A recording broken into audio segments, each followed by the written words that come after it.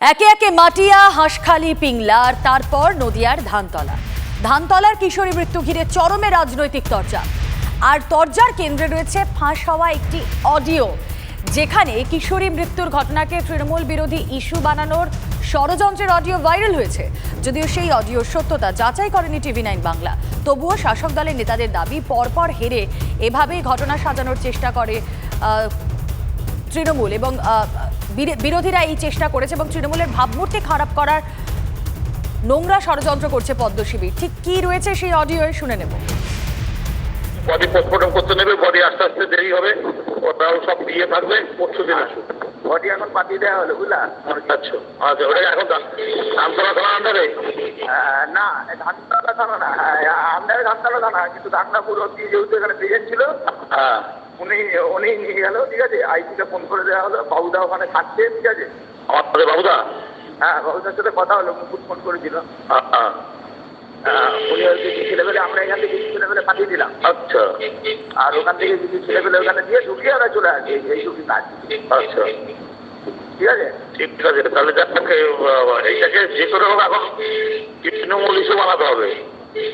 শঙ্করপুরে mainly, শঙ্করপুরে ঘটনাটা, শঙ্করপুরে এই ওসির ওপর চাপ করতে হবে। এই ওসি এখন এই ধানতলা থানায় যাওয়া হচ্ছে, এবার এইখানে কমপ্লেন কপিটাকে চেঞ্জ করতে হবে। হ্যাঁ, এই ওসি হচ্ছে হ্যাঁ।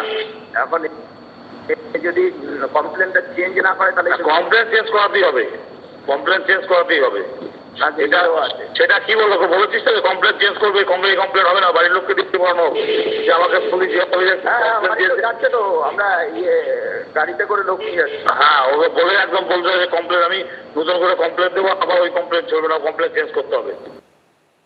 এই অডিওর সত্যতা যাচাই করেনি TV9 বাংলা, সেই অডিও ক্লিপ আপনাদের সামনে রাখলাম। আমি সরাসরি চলে যাব, আমাদের প্রতিনিধি মহাদেব কুণ্ডু এই মুহূর্তে রয়েছেন আমাদের সঙ্গে। মহাদেব, এই ঘটনা কি সত্যি নাকি বিরোধীদের ষড়যন্ত্র, এই প্রশ্ন তো উঠছে, তদন্ত কি বলছে?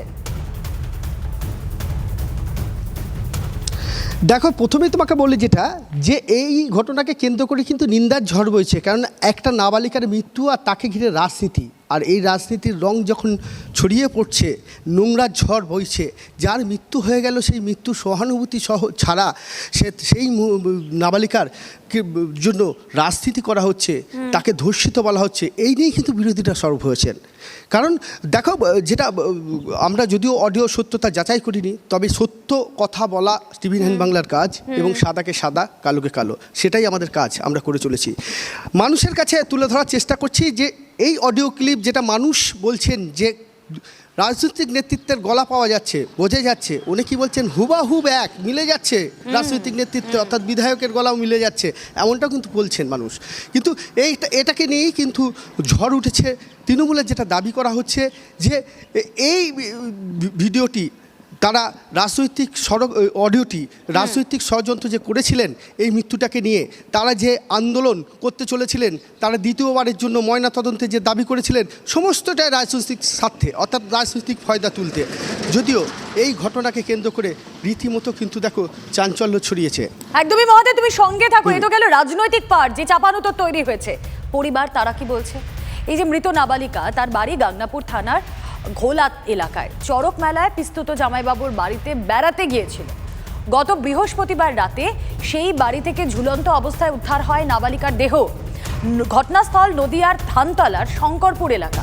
আর এই কিশোরী মৃত্যু নিয়ে চাঞ্চল্য ছড়ায় গোটা এলাকায়। কিশোরীর পরিবারের তরফে অভিযোগ ওঠে, তাদের মেয়েকে ধর্ষণ করে খুন করা হয়েছে। আর গোটা ঘটনায় রীতিমতো তদন্তই করছে না পুলিশ। প্রথমে থানায় অভিযোগ দায়ের করার পরেও স্থানীয় বিজেপি বিধায়ক মুকুটমণি অধিকারীর উপস্থিতিতে ফের ধানতলা থানায় লিখিত অভিযোগ দায়ের করা হয় যে ওই কিশোরীকে মাদক খাইয়ে ধর্ষণ করে খুন করা হয়েছে। দ্বিতীয়বারের জন্য ধানতলা থানায় অভিযোগ দায়ের করে পুনরায় ময়না তদন্তে পাঠায় পুলিশ। মৃতদেহ বাড়িতে গেলে এলাকায় ব্যাপক উত্তেজনা। পরিস্থিতি একটু জেনে নেবার চেষ্টা করব। মহাদেব কুণ্ডু রয়েছেন আমাদের সঙ্গে। মহাদেব, একদমই প্রথম যখন মৃত্যুর খবর পাওয়া যায় পরিবারকে জানানো হয় এবং তারপর যথারীতি পুলিশের পক্ষ থেকে মৃতদেহ উদ্ধার করে অর্থাৎ ময়নাতদন্তে পাঠানো হয়। ময়নাতদন্ত করার পর কিন্তু সেই মৃতদেহ যখন বাড়িতে ফিরে আসে তখনই কিন্তু আবারও যেখানকার স্থানীয় মানুষ রয়েছেন তারা বিক্ষোভ শুরু করেন যে এই মৃতদেহর পেছনে আঘাত রয়েছে, অর্থাৎ পরিকল্পনা মাফিক তাকে খুন করা হয়েছে এবং তাকে ধর্ষণ করা হয়েছে। এই অভিযোগে বিক্ষোভে ফেটে পড়েন এলাকার মানুষ। তারপরেই কিন্তু লক্ষ্য করা যায় যে পুলিশের পক্ষ থেকে আবার তারা ঘটনাস্থলে আসে এবং পুলিশকে ঘিরে বিক্ষোভ দেখায়। এরপরই অভিযুক্তর বয়ান, যে অভিযোগ করেছিলেন অর্থাৎ তার বাবা, বয়ান আবার পাল্টে দেওয়া হয়। দ্বিতীয়বারের জন্য আবার অভিযোগ করা হয়, সেখানে গণধর্ষণের অভিযোগ আনা হয়, সেখানে খুনের অভিযোগ আনা হয়। এরপরই পুলিশের পক্ষ থেকে আবারও মৃতদেহ উদ্ধার করে দ্বিতীয়বারের জন্য আবার শক্তিনগর জেলা হাসপাতালে মৃতদেহ ময়নাতদন্তে পাঠায়। অর্থাৎ এই যে মৃত্যুটা তার যেটা বলা হচ্ছে যে সে দিদির বাড়ি বেড়াতে গিয়েছিল, দিদির বাড়ি বেড়া থেকে যে কোনো কারণবশতই তার মৃত্যু ঘটেছে। সেই মৃত্যুটা পর কিন্তু পরিবারের পক্ষ থেকে যেটা অভিযোগ করা হয়েছিল প্ররোচনা দেওয়া, অর্থাৎ তাকে বকা বা সে যাতে মৃত্যুমুখী হয় এমন কিছু ঘটনা হয়তো ঘটেছে। তেমনই পরিবার প্রথম দিকে ঠিক আছে, পরিবারের বক্তব্য একটু শোনাই। মহাদেব সঙ্গে থাকো, পরিবার কি বলছে? আমার মেয়েকে ধর্ষণ করে মেরে ফেলে গলায় দড়ি ঝুলিয়ে রেখেছে। আমার মেয়ে, এইটা আমার মনে হয় আমার মেয়ে কেউ কোনোদিন খারাপভাবে বলতে পারবে। আমার মেয়েকে আমার ভাগ্নি জামাই নিয়ে গেছে সোমবারে রাতে। এর কাকিমা গিয়েছিল, কাকারা গিয়েছিল, পিসিমা এখানে আছে, কাকিমা কাকারা চলে এসেছে, আর পিসিমা ওইখানে ছিল। আর পিসিমা ওইখানে ছিল, কি হয়েছে না হয়েছে তারপর আমি জানি না। শঙ্করপুর এলাকার তৃণমূল নেতৃত্বের দাবি ইচ্ছে করে ধানতলার ঘটনায় তৃণমূলকে টেনে আনার চেষ্টা করছে বিজেপি। বারবার হেরে গিয়ে এবার ষড়যন্ত্রের নোংরা রাজনীতি খেলছে পদ্মশিবী, এমনটাই অভিযোগ তৃণমূলের। স্থানীয় বিজেপি নেতারা কি বলছেন এই নিয়ে শুনবো। আমি আগেই বলেছিলাম যে বিজেপি প্রত্যেকটা জিনিসের রাজনীতির অঙ্ক নিয়ে এগোতে চাইছে এবং মিথ্যাচার এবং সম্পূর্ণভাবে শুধুমাত্র অগণতান্ত্রিক পদ্ধতিতে মমতা ব্যানার্জির বিরুদ্ধে কুৎসা এবং মমতা ব্যানার্জির সরকারের বিরুদ্ধে কুৎসা করার জন্য বিজেপি আজকে পশ্চিমবাংলায় সারা ভারতবর্ষে বিজেপি শাসিত রাজ্যের দিকে না তাকিয়ে সেখানে কি হচ্ছে। আর পশ্চিমবাংলায় যেহেতু মমতা ব্যানার্জি আইনের শাসন চলছে, প্রয়োজনে তার দলের লোকও যদি কোনো সময় কোনো অন্যায় কাজ করে, অন্যায় কাজে লিপ্ত থাকে, তাকেও গ্রেপ্তার করছে।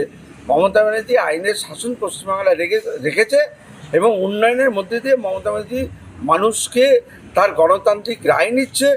এটা বিজেপি সহ্য করতে পারছে না। যেন তেন প্রকারে ওদের কেন্দ্রীয় যে বিজেপি এবং রাজ্যের বিজেপি একটা ষড়যন্ত্র করছে মমতা ব্যানার্জিকে কালিপে লিপ্ত করে ভারতবর্ষের বুকে খারাপ করে দেওয়ার জন্য।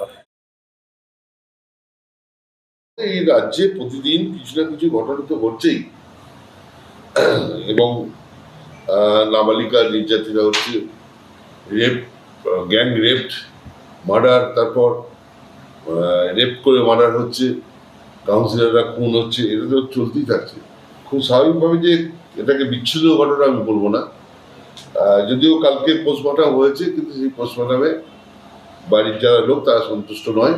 চাপ সৃষ্টি করার ব্যাপার না, থানাগুলোর যা ভূমিকা সেই ভূমিকা তো থানা আমরা দেখছি তো। বা হাসখালি থানাতে যদি এরকম চাপ সৃষ্টি না হতো তাহলে এর অবস্থা হতো, সবটাই তো হয়ে যেত।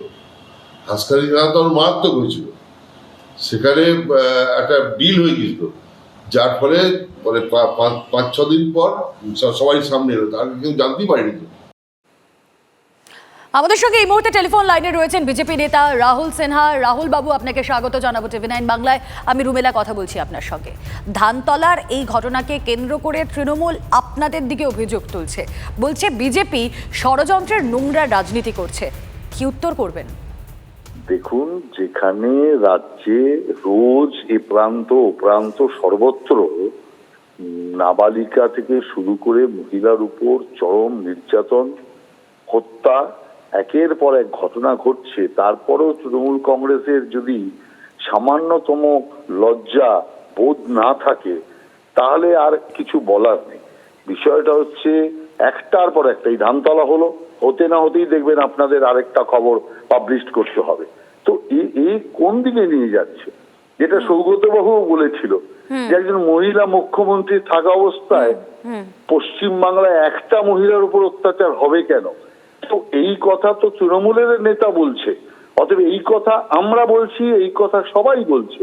সেখানে বিষয়টাকে একদম গুলিয়ে দেওয়ার চেষ্টা করা, অন্যের উপর চাপিয়ে দেওয়ার চেষ্টা করা, বা বিষয়টাকে ধামাচাপা দেওয়ার চেষ্টা করা, এটা তৃণমূলের কাজ। কিন্তু এই সময়টাই যদি তৃণমূল কংগ্রেস এই যে মহিলার উপর অত্যাচার রোধে যদি ব্যবস্থা নিত, সঠিক ব্যবস্থা নিত সরকার, তাহলে কিন্তু আমার মনে হয় অনেকাংশে এই জাতীয় অত্যাচার কমে যেত এবং পশ্চিমবাংলারও সম্মান বৃদ্ধি পেত। অনেক ধন্যবাদ আপনাকে। কোনো অপরাধের ঘটনাই কাঙ্ক্ষিত নয়, কিন্তু অন্য অপরাধের সঙ্গে তৃণমূলকে জড়ানোর চেষ্টা করছে বিজেপি। অভিযোগ তৃণমূল মুখপাত্র কুণাল ঘোষের। আমরা দীর্ঘদিন ধরে বলছি এই ধরনের ঘটনাগুলির পিছনে একটা বৃহত্তর ষড়যন্ত্র কাজ করছে। একটি ঘটনাও কাঙ্ক্ষিত নয়, বাঞ্ছিত নয়।